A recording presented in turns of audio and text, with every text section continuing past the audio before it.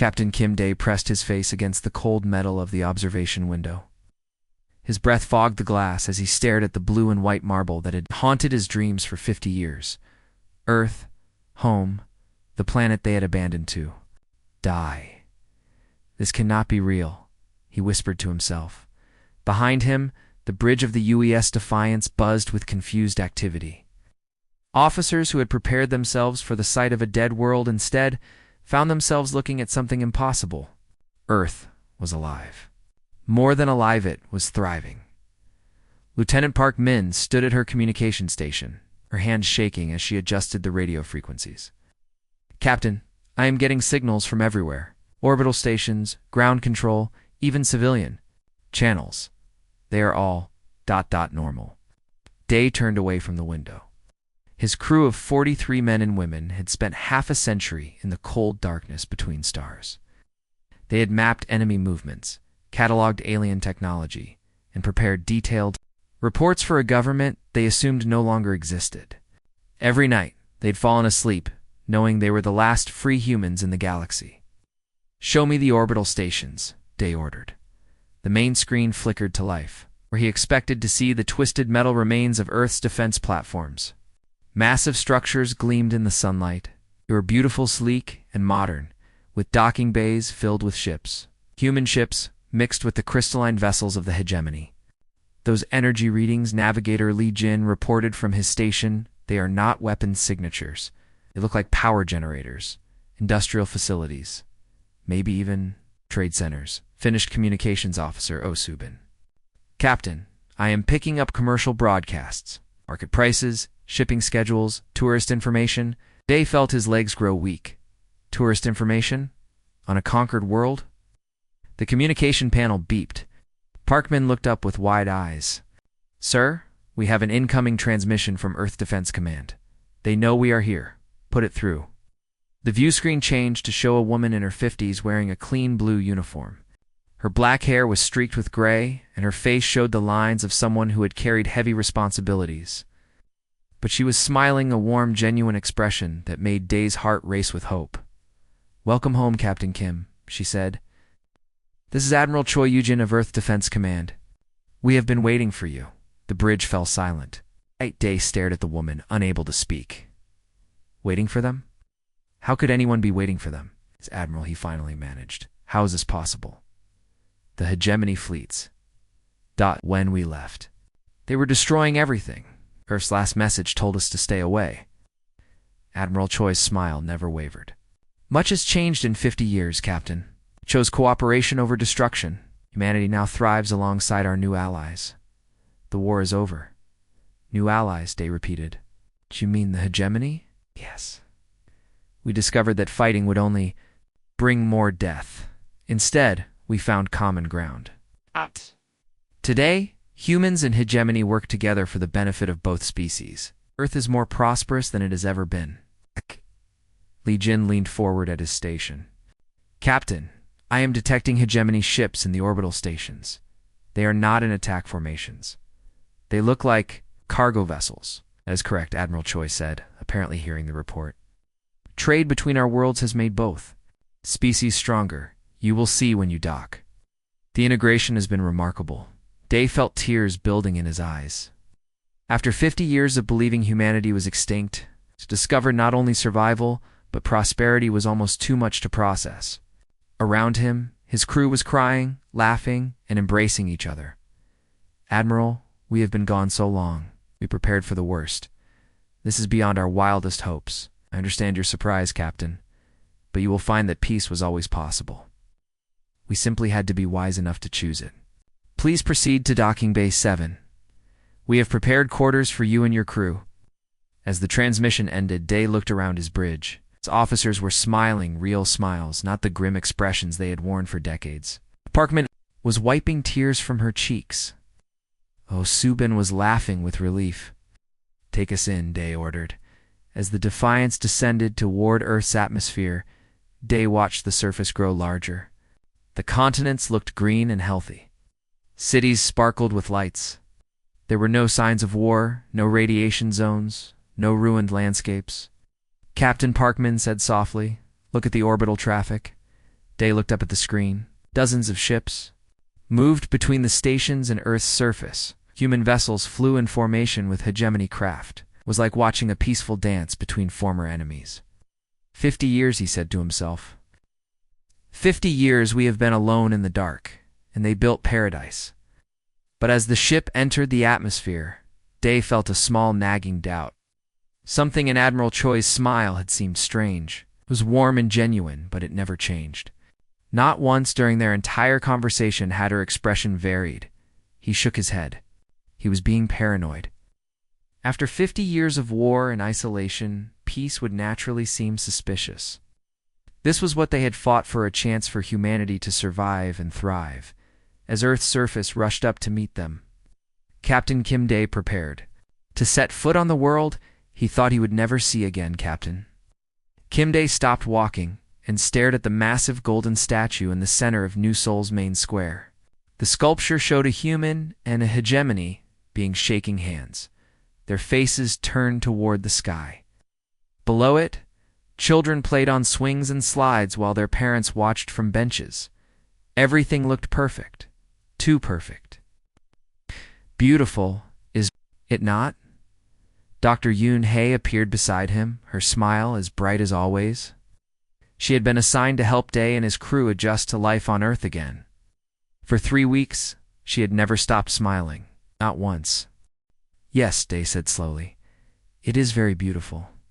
But I am curious about something. What is that, Captain? Where are the war memorials? The monuments to the soldiers who died fighting the hegemony. Dr. Yoon's smile stayed the same, but her eyes seemed to go blank for a moment. Why would we need such things? The war ended peacefully. We chose cooperation. People must have died before the peace treaty. Soldiers, civilians. Captain.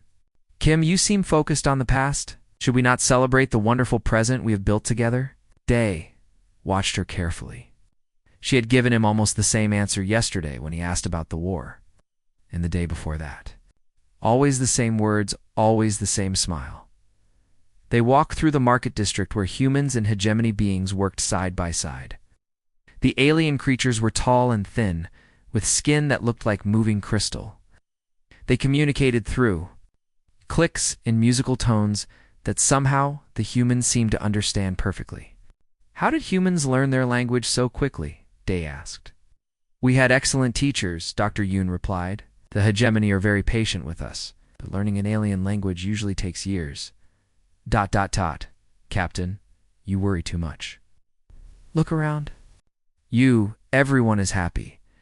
Day did look around. She was right. Every human face he saw wore a smile. Not just happiness, but the exact same expression. It's the same curve of the lips, the same bright eyes. It was like looking at copies of the same person. That evening, Day met with his crew in the hotel restaurant. They had been given rooms in the best hotel in the city, with excellent food and comfortable beds. Everything they could want, except answers, Captain, said Navigator Lee Jin. I visited the old space center today. All the records from before the war are gone. They said they were destroyed in a fire. What kind of fire destroys only old records? Asked Lieutenant Park Min. Communications Officer Oh Soo-ben looked troubled. I finally found someone who knew. My family in Busan. They said my parents and sister died in a construction accident during something called the integration period. But when I asked for details, the person just stared at me and said I should focus on the future. It's the same thing happened to me, said engineer Nam Tae-hyan. My brother supposedly died in an accident, but no one can tell me what kind of accident or when it happened. Day felt cold despite the warm evening air. What about the integration period? Has anyone explained what that was? No one will talk about it, Parkman said. Every time I ask, they change the subject or give me the same answer about focusing on the future.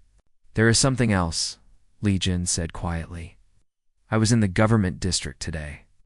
I saw hegemony beings coming out of what looked like administration buildings. They were carrying data pads and giving orders to human workers. Are just helping with trade negotiations, Nam Tae-hyan suggested, but his voice was uncertain. Or maybe they are in charge, Oh Soo-ben said. The next morning, Day decided to visit the memorial district that Dr. Yoon had mentioned. He expected to to find statues of war heroes and walls with the names of the dead. Instead, he found something called the Harmony Gardens. The gardens were beautiful, flowers from both Earth and hegemony worlds growing together. Signs everywhere talked about cooperation and friendship. There were holographic displays showing humans and hegemony beings working together on various projects, but there was no mention of war. No names of the dead. No record of the battles that had been raging when Day left Earth 50 years ago. Captain Kim. Day turned to see Osubin approaching. She looked worried. "I came here looking for my cousin's name," she said. "He was a soldier when we left. He should be listed somewhere if he died in the war." "What did you find?" "Nothing. There are no military records anywhere, no lists of casualties. It is like the war never happened." They walked through the gardens together, reading the signs. Everything was about peace and cooperation, about the wonderful future humans and hegemony would build together. "Captain," Osubin said quietly, "I have been thinking about something. Everyone here is happy. But do you remember what real happiness looks like?" Day thought about his crew during their journey. They had been sad, angry, frustrated, and sometimes happy. Their emotions had changed like the weather. "These people," Osubin continued, "they are all happy in exactly the same way. They smile the same smile and say the same things. That is not normal." Day looked around at the people walking through the gardens. She was right. Every human face showed the same expression. Not the varied emotions of free people, but something else. Something artificial. "We need to find out what really happened during this integration period," Day said. "No one will talk about it." Day watched a group of human children playing. With hegemony spawn, children seemed happy, but their laughter sounded strange, mechanical, like a recording being played over and over. "Then we need to find someone who remembers," he said. The old maintenance worker moved like a ghost through the dark tunnels beneath New Seoul. His name was Kang Ho's Yoke, and his weathered hands shook as he led Captain Kim Day deeper into the underground maze. Unlike every other person Day had met since returning to Earth, this man's eyes burned with something dangerous. Anger. "Stay close," Kong whispered. "The tunnels have sensors, but we know how to avoid them." They crawled through narrow passages that smelled of rust and old concrete. Water dripped from broken pipes above their heads. This was the hidden world beneath the perfect city, dark, forgotten, and real. "How long have you been down here?" Day asked. 20 years, Kong replied. "Ever since I figured out how to remove the first implant." "Implant?" Kong stopped and turned around. In the dim light of his flashlight, Day could see small scars behind the man's ears. "Neural control? Devices? Every human on Earth has them. They make you forget the war and feel happy about the occupation." Day felt his stomach drop. Every human, everyone except us. And now, everyone except you and your crew. They climbed down a rusty ladder into a wider tunnel. The sound of voices echoed from ahead. Real voices, not the cheerful artificial tones. Day had heard in the city above. "The hegemony calls it integration," Kong explained as they walked. "They do not destroy the planets they conquer. They perfect them. No more war, no more anger, no more resistance. Just happy slaves who think they are free."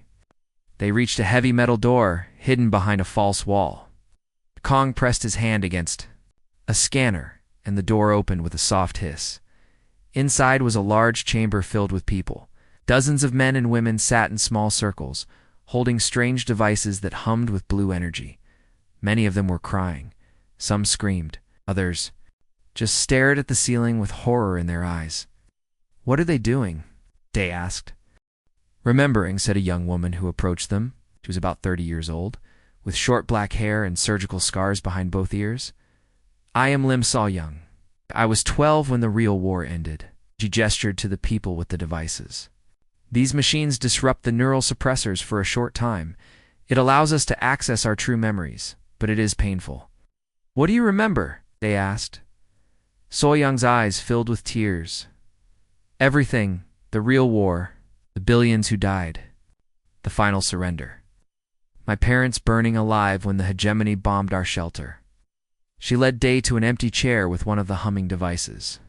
"Captain, you need to know what really happened to Earth. You need to see the truth. Day looked at the device with fear. What will it show me? The transmissions your ship never received. The real end of the war. Day sat down carefully. Swayung placed the device on his head, and suddenly his mind exploded with images and sounds. He saw Earth's cities burning. He heard the screams of dying soldiers. He watched as massive hegemony ships rained fire on refugee camps. He felt the desperation of Earth's final message, not a call for other ships to stay away, but a plea for help that never came. 3 billion. Dead. Half of humanity wiped out in a war that lasted only 6 months after his ship left. No, Day whispered, pulling off the device. This cannot be real. It is real, Soyoung said gently. The hegemony does not destroy civilizations. They perfect them. The neural implants do not just suppress memories. They manufacture happiness. Every human on Earth believes they are content with the occupation because they are chemically unable to feel anything else. Kong Ho-seok pulled up a holographic display showing the city above. Your crew is scheduled for processing tomorrow morning. They have been watching you, waiting for the right moment. We are the last free humans, Captain. Once you are processed, the resistance dies with us. How many of you are there? Day asked, looking around the chamber. About 50 here in Seoul, Soyoung replied. Maybe 10,000 worldwide. We have been hiding for decades, trying to find a way to fight back. Fight back against what? The city above looks peaceful. Kong laughed bitterly. Peaceful? Captain, those happy humans you see walking around, they are slaves. They work in factories building weapons for the hegemony. They raise children who will never know freedom. They smile while their planet is stripped of resources and their culture is erased. But they seem happy. That is the point, Soyoung said. Happy slaves do not rebel. Content prisoners do not try to escape. The hegemony learned that destroying a planet creates martyrs. But if you make the conquered people love their chains, they will never try to break free. Day stood up slowly, his mind reeling. What about the orbital stations? The trade ships? Weapons platforms disguised as trading posts, Kong explained.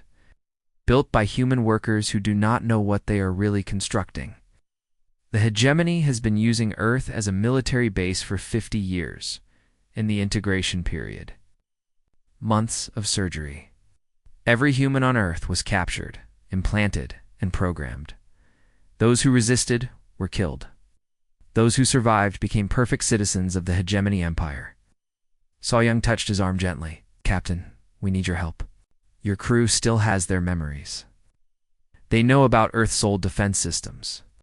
With that knowledge, we might be able to fight back. Fight back against an empire that controls the galaxy. Maybe. But first, we need to save your crew. The processing begins at dawn.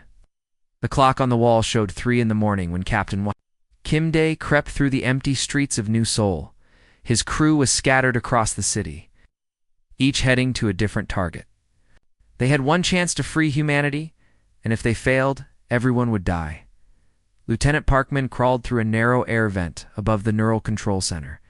Her hands were bloody from the sharp metal edges, but she kept moving. Below her, she could hear the hum of the massive computers that kept 3 billion humans in mental chains. Target in sight, she whispered into her radio. Beginning descent. Across the city, Communications Officer Oh Subin sat in a maintenance room beneath a subway station. Her fingers flew across a computer terminal, accessing backup systems the Resistance had spent 20 years learning to hack. Sweat dripped down her face as she worked. Secondary systems compromised, she reported. Ready for shutdown on your command. Captain Day stood on a rooftop overlooking the city center. In his hands was a device that looked like a simple radio, but it would send the signal that would change everything. Round him, members of the Resistance waited in the shadows, holding similar devices. This is it, he said into his cum. 50 years of slavery ends now. All units, execute. The attack began in silence. Across New Seoul, hidden electromagnetic pulse devices activated simultaneously. The Resistance had placed them in power stations, water treatment plants, and subway tunnels. For decades, they had pretended to be maintenance workers, engineers, and technicians. While secretly preparing for this moment, the neural suppression network that covered the entire planet began to fail, sector by sector. In the wealthy Gangnam district, businessman Kim Chielsu was walking to his office when he suddenly stopped in the middle of the street. His constant smile faded. His eyes widened. Then he screamed. He remembered his wife had not died in a car accident. She had been killed by hegemony soldiers when she tried to protect their daughter. His daughter had not gone to study abroad. She had been executed for joining the resistance. Around him, other humans were experiencing the same terrifying awakening. 50 years of false memories crumbled away, replaced by the truth of what had been done to them. Mrs. Hanjun had been serving breakfast to the hegemony official who lived in her house. For 20 years, she had cheerfully cooked his meals, cleaned his rooms, and smiled when he gave her orders. She had believed she was a willing participant in the integration program. Now she remembered the truth. This creature had murdered her husband during the siege of Daegu. Her 3 children had died in the bombing of the refugee centers. She looked at the kitchen knife in her hand and felt 50 years of suppressed rage flood through her. The hegemony official looked up from his breakfast, confused by the change in her expression. "Human servant Han, why do you not smile?" Ow. Mrs. Han did not answer. She drove the knife into his chest. Across the city, similar scenes played out as millions of humans suddenly remembered what had been done to them. In government buildings, police stations, and military bases, humans who had been collaborating with the occupation turned on their alien masters. Security Chief Baek Woo-jin had spent 30 years faithfully reporting resistance activities to his hegemony supervisors. He had believed he was helping maintain peace and order. He remembered that he had been a colonel in the Earth's Defense Force. He remembered his oath. To protect humanity, he walked to the detention center where political prisoners were held. With shaking hands, he opened every cell and handed weapons to the people he had helped capture. "I am sorry," he told them. "I am so sorry, but now we fight." The hegemony response was swift but confused. Their occupation forces had dealt with happy, compliant humans for 50 years. They were not prepared for millions of people suddenly filled with murderous rage. Emergency alarms sounded across the city. Hegemony commanders tried to contact their human security forces, but received only static. The neural control network was completely down. Captain Lim Soyoung's voice crackled through Day's radio. "It is working. Neural suppressors are failing worldwide. But the hegemony fleet is moving toward the orbital stations." Day smiled grimly. "Then it is time to show them what those trading stations really are." High above Earth, in the orbital facilities the hegemony believed were peaceful trading posts. Human workers were experiencing their own awakening. For decades, they had built what they thought were cultural exchange centers and commercial facilities. Chief Engineer Nam Tae-hyun had been proud of his work. He had spent 40 years constructing beautiful buildings that would house joint human hegemony projects. Now, he remembered the truth. He had been building weapons platforms, massive guns pointed at Earth to ensure the population remained obedient. But the weapons could be turned around. "All stations, this is Nam Tae-hyun," he broadcast to the other orbital facilities. "Activate hidden protocols. Turn the guns toward the hegemony fleet." The sleeping giant of humanity was finally awakening. It was very, very angry. In the streets below, humans who had been slaves for 50 years picked up weapons and began to hunt their former masters. The hegemony had made one crucial mistake. They had assumed that broken people would stay broken forever. They were about to learn how wrong they had been. The first hegemony command ship exploded in a brilliant flash of white light that could be seen from Earth's surface. The massive vessel, which had ruled the skies above Korea for 50 years, died in seconds as the orbital weapons platform revealed its true purpose. Captain Kim Dae stood in the Earth Defense Command Center, watching the tactical display with grim satisfaction. Its crew had fought their way through the building an hour ago, killing the hegemony controllers and freeing the human officers who had been forced to serve them. "Direct hit on the flagship," reported Lieutenant Park Min. Her voice was no longer the cheerful tone the neural implants had forced her to use. Now it was cold and focused. Target destroyed. Around them, the command center buzzed with activity as human officers worked at their stations. Many of them had tears on their faces as they remembered their true identities. Colonel Lee Seung-ho had believed he was a happy trade coordinator. Now he remembered he had been Earth's top military strategist. "Incoming transmission from the hegemony," Fleet announced Communications Officer Oh Soo-bin. "Put it on screen," Day ordered. The view screen flickered to life, showing a towering hegemony commander. The alien creature was 10 feet tall, with skin that looked like moving crystal, and eyes that glowed with inner light. His face showed what might have been confusion or fear. "Human leader Kim," it said in perfect Korean. "Your species shows irrational behavior.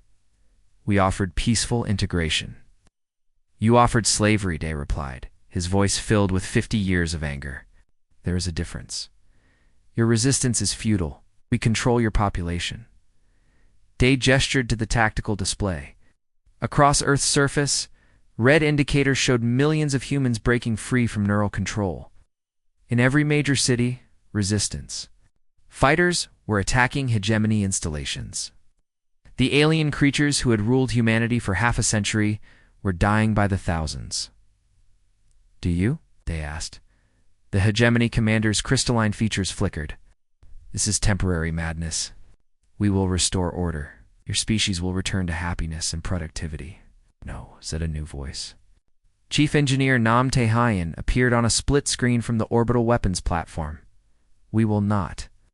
For 40 years, Nam had believed he was building cultural exchange centers in orbit. Now he remembered the truth. The hegemony had forced him to construct massive weapons platforms designed to keep Earth's population under control. But the weapons could be turned around. "All orbital stations report ready," Nam announced. 50 years of preparation. We are finally ready to go home." The hegemony commander looked confused. "Home? This is your home." "No," Day said. "This was our prison. Home is where we choose to be, not where we are forced to stay." Behind him, Chief Strategist Kim In-ho stepped forward. For 30 years, he had worked as a happy city planner, designing buildings for the hegemony. Now he remembered his true identity. He had been Earth's leading expert on alien military tactics. "Sir," In-ho said, "we have been mapping their empire for 50 years. Every trade route, every supply line, every colony world. They thought they were using us to build trading stations. We were building an invasion fleet." The hegemony commander's form flickered with alarm.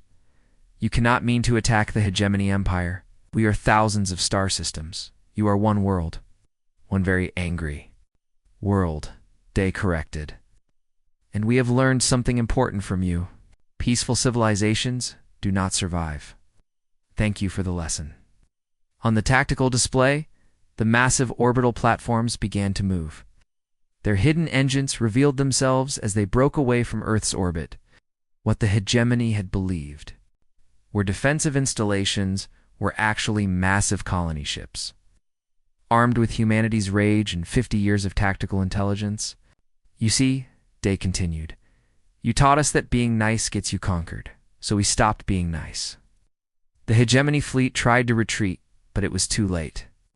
The orbital platforms had surrounded them completely. For 50 years, the aliens had allowed humans to build weapons, believing the neural implants would prevent them from ever being used against their masters. They had been wrong. "All stations," Nam Tae-hyun announced, "you are clear to engage. Remember our families. Remember our children. Remember what they took from us." The space battle lasted less than an hour. The hegemony ships, designed to fight other civilizations, were no match for weapons built specifically to destroy them. Human engineers had spent decades studying their weaknesses, pretending to be helpful while planning their revenge. As the last alien ship exploded, Day turned to his crew. "Prepare the fleet for departure. We have other worlds to liberate." "Sir," Parkman asked. What about Earth? Earth is free, Day replied. Now we make sure it stays that way. The first wave of human ships entered hyperspace 12 hours later, heading for the hegemony's core worlds. They carried with them the fury of a species that had been enslaved for 50 years and had finally learned to fight back. The hegemony had wanted to integrate humanity into their empire. They had succeeded, but not in the way they had planned. Humanity was now part of the galactic community, and they intended to reshape it in their own image. The age of human conquest had begun.